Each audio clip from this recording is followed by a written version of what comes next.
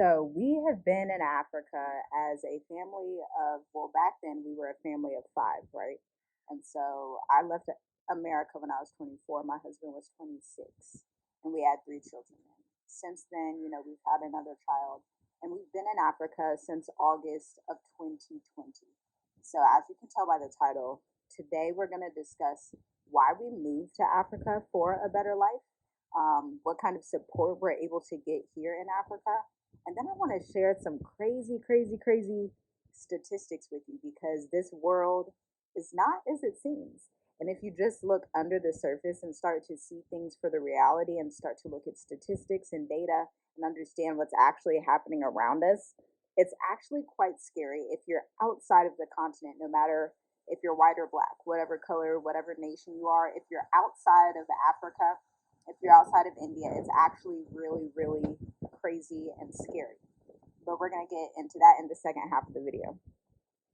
So, the number one reason we left Columbus, Ohio, the United States, the Buckeye State, um, is for support. Like, when we were in America, we had no support or very minimal support with our growing family, our children. Healthcare was out the roof, like giving birth to a child, even when you have insurance, or at least I had insurance and I still had to pay $2,000 out of pocket to give birth in a cold, dreadful hospital. And so, and that was with our third son, Josiah. He's now 4 years old. And so it's unsustainable on so many levels, not just the cost of living. And since we've left, by the way, the cost of living has not decreased. It's about doubled or tripled, depending on what area you're in. So in places where you used to be able to have rent for, $1,000 a month, or you would have a mortgage that was $600 a month on a three-bedroom house, is now double that, or triple that, or quadruple that if you're living on the West Coast or the East Coast in like New York City or LA. And so support was the main reason. Here in Africa, where the whole community, we're in Tanzania, but the whole community sees family values differently than people do in America, even in how they treat children. What I mean by that, in America, there's this unanimous rule that's not really spoken about, that children are almost this type of burden. And you see it when you bring children with you in restaurants, when you bring them, outside of school, if you bring them to the mall, if you bring them anywhere, they're looked at as a burden, and you can feel that. That's like the energy that America portrays. And that's actually going to get into our second topic too, which is, we'll get there, but there's this energy that children are a nuisance, like they shouldn't be in society. All across the board, you're taught that way in school because you're taught from a very young age that you need to have birth control, you need to not get married till you're like 30 and 40, do your career, never have kids, everything's good. And so, for somebody who values family a lot and values marriage a lot and values children a lot, it's a very uncomfortable society to live in. So, Tanzania and Africa in general is conducive to our culture and our values in that way. The support we get with our children here is crazy. Like, we have a nanny or a house help, and she has been with us for about going on 2 years. In the next few months. It'll be 2 years in June, I think. And so she's phenomenal. She is great. I'm actually pregnant right now with our fifth child. And when I told her the news, she was happier than like any family member. She was like, hallelujah. She's like singing, like they just value children and family like number one here. And you don't see that in America, which is part of the reason in America family structure is breaking down. Whether you're in the white community, the black community, whatever community, it's drastically breaking down. And so that's not an environment where you can thrive, where your children can thrive. And it may end up that your children end up not having any children, or maybe you already don't have any children and you don't necessarily feel that you should or see a need for children in the world. But there's also organic living. So outside, oh look, there's one of the children I'm talking about. You want to do a video with me? Come. Y'all, this is Gianna, our first home birth Tanzanian baby. You want to do a video with mommy? Okay, let's do a video. She just woke up from her nap. I thought I was gonna come up and just do this real quick while she was napping, but no. So anyway, what was I saying? Organic living, yes. So outside of the main cities in like African countries, most of the time, by far, especially in sub-Saharan Africa, you'll find that the food is so much better. It's real. It tastes different. Even the seasonings taste different. Everything is more potent, it seems like. At least for me, coming from Ohio, I grew up in Columbus, Ohio, and there's a drastic difference in the food quality here and in Ohio. So our grocery bill alone is like 50% of what it was in Ohio when we had 3 kids, and we now have multiple children and have multiple people in our house. And so it's wild how much better your life can get outside of America, just number one, because the cost of living. And then on top of that, the support you get for your family so that you're able to, do whatever business stuff or do whatever personal stuff or whatever things you need to do, because in America you're spending, oh man, childcare is insane. Groceries, don't even talk about groceries at this point. I already know y'all. Y'all going through it with the groceries, the egg shortages, the meat, the all of it. The vegetables aren't even real half the time. The fruits, all of it. And then on top of that, people are buying up land. And when I say people, I mean these institutions like Bill Gates and all these corporations. They're buying all this land, and banks too. Look this up. They're buying this land because they want you guys to be forever renters. They don't want you to own anything. Like you'll literally own nothing and be happy because you don't have a choice. But this is basically why we moved to Africa, and it has turned out to hands down be the best decision of our life. Literally, it's incredible. Like when I talk about dream life in Africa, like this is it. And it blows my mind the things we're able to do now. Because when we left, the goal was simply let's start a YouTube channel so we can document our journey and prove to people that Africa is not what they're showing us on TV, because I knew for a fact they were lying. I knew it in my heart. Like I was like, nah, they're lying. They're lying about Africa. So that was one reason. The other reason for more family support, because when you're in Columbus, Ohio, you're in the main city in America, and don't be black and not be in a main city. Because guess what, child? Them KKK and all the other folks that are racist and crazy, those hillbillies and all those people, oh, you better know. Like, we would drive through Kentucky going down to Florida when I was little. And what would happen was you would feel so uncomfortable because you can tell the spirit in the air if you pay attention, things like that. And, my mom and dad, they'd be like, let's just, leave this gas station. Let's hurry up. We're just getting gas. Let's go, because it's crazy. That's how bad it is. These are the same places that, in the 30s, the 1920s and 30s, they were lynching our people. They were lynching our ancestors. They were lynching our family members. So it's just insane. But let me get into the next topic. So obviously we moved to be sustainable, to have a better life, and moving to a third world country has proved to do that. 100 million, 90%, right? 100 billion%. But next, let me tell you a story so that you can understand the realness. And I know a lot of you guys, the story relates to you too, but a lot of people don't connect the dots and put one and two together. So my dad passed away when he was 52.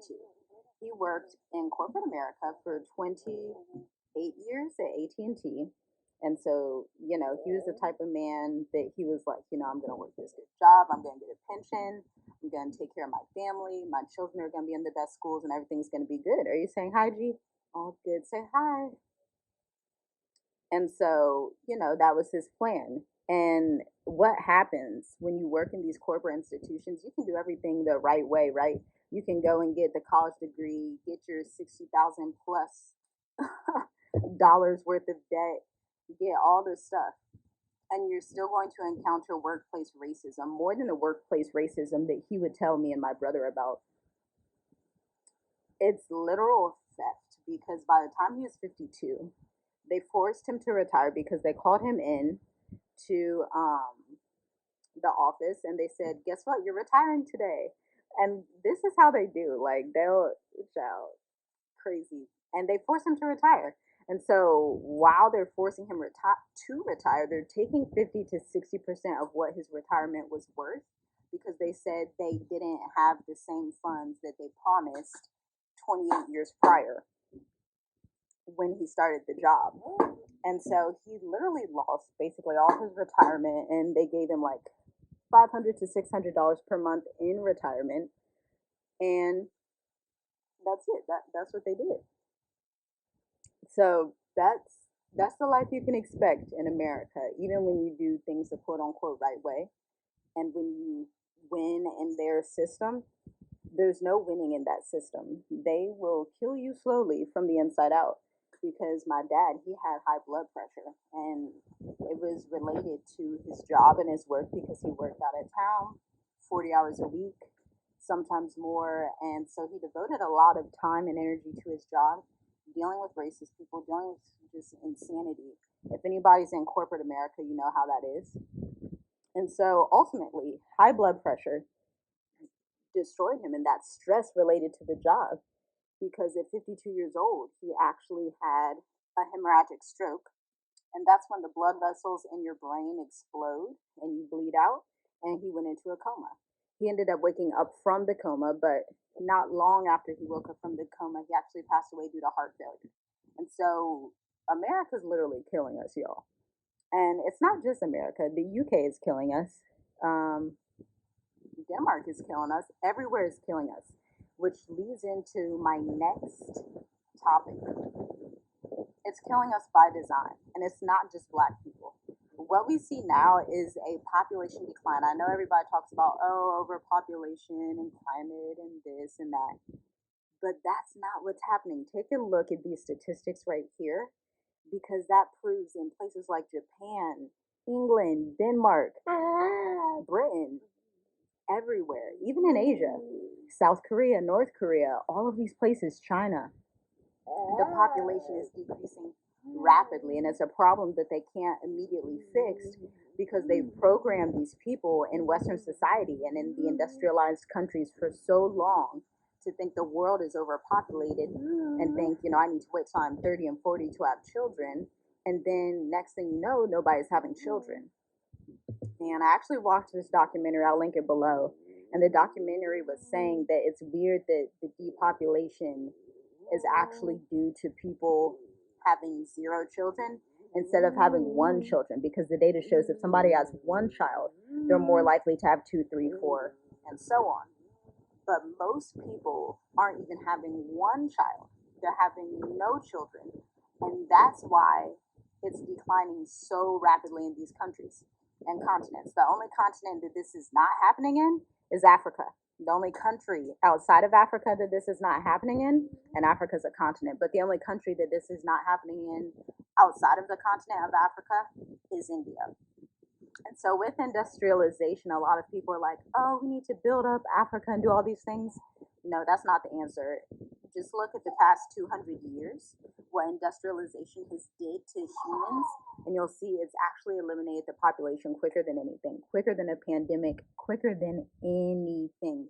The statistics prove it, the data proves it. African presidents and African people would be wise to stay away from mass industrialization. Of course, you can provide utilities and things like that and basic needs. But outside of that, building all these roads and structures and all these huge mega cities and doing all these insane things is killing humanity off. It's killing people off, literally across the world and in all of these countries. And so the answer isn't let's build everything up. The answer is let's go back to the ancient way. Let's go back to the ancient paths. Let's go back to our ancestors, how our ancestors were living previously. Because what we see now, yeah, y'all better look at this data. Y'all, if you don't do anything else today, seriously, watch these 2 videos because it's insane. It's literally insane. But with all of that, now you're thinking, okay, thank you for sharing that. Now, what can I do to become more sustainable, to live the ancient paths, to get back to Africa? Because our people are dying when we are outside of Africa, right? Hey guys, you gotta quiet down. Don't do that. When we are outside of Africa, our population is declining rapidly, right? for a variety of reasons. And I only touched the surface. There's actually more reasons than that if we go into why Black people's demographics in America are declining, but we'll do that another day. So, what can you do? Start a garden, start researching other options, start researching the top 5 countries that you would want to live in Africa, be it the west side, the east side, the south side, wherever you want to go. Research 5 countries, write down 5 countries that you want to learn more about: the culture, the safety, the how to run a business there, right? How to buy land there, how to build there. Research everything you can, right? Find out those details, start to map out what your life could possibly look like outside of America. The top 2 things we looked for were: number one, safety, and then the cost of living, because it doesn't benefit us to go to somewhere that is around the same price of America or just a little bit lower than America. We needed somewhere that was drastically lower than America to have a drastic life change, right? After that, start your side hustle, start your own business. Don't leave America without starting a business. Don't do it. And if you already have a business, make sure you're automating it. Make sure you've got your marketing, your legal, accounting. Make sure you have all of that stuff together before you leave. Get your EIN, your employer identification number. Get all that stuff you need before you leave, right? These are steps that you can take now. These are the exact steps we took before we left. We had been gardening, just practicing in the garden, getting our hands into that. We started a business and it exploded right before we left to come to Tanzania. And so these are all practical tips that we've done and worked for us and still have been working for us. And we're thankful for that wisdom and grace to be able to do those things. Hopefully you can do the same. So that's what I have for you today. I hope that soon you'll be in Africa living your dream life, whether you're in Senegal, South Africa, Kenya, Tanzania, Rwanda, Cameroon, wherever you want to be, wherever the Most High calls you, wherever you find the most peace and safety. And don't look down on third world countries, because these are going to be the places, as long as they're safe, right? We need safety, definitely. But don't look down on third world countries. Actually explore, see what's there, see what you can find. See, at least if you live in a third world country, maybe for 90 days or even for 6 months, your cost of living will drastically go down, even though you're traveling. So then you would be able to save money to go somewhere if you're trying to go to like Kenya, because they have like a tech business hub or something like that, right? There's so much here for you outside of America, outside of Europe, outside of these dreadful places, because in the next 30 to 50 years, the people won't even be there. These are literally going to be slums because the population is decreasing so rapidly. You'll look on these places and see that there's nothing there anymore. And if you happen to still be there, that would be an incredibly horrible spot to be in. Blessings until next time.